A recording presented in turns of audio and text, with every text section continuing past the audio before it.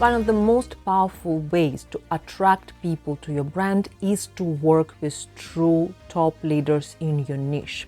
It's an incredibly powerful way to do it.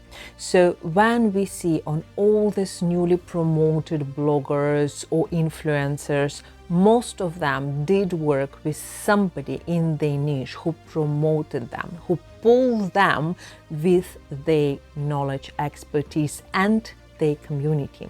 It's a most powerful way if you can connect with influencers who really have that potent strategy and the presence.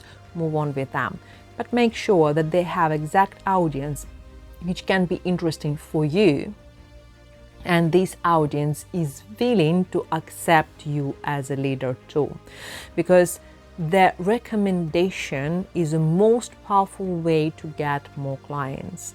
So it's powerful. However, you don't want to expose yourself to the community which is completely not yours and make no sense for you. So when you collaborate with people, check what audience do they have, and if you can collaborate and not eat each other products. It's really important.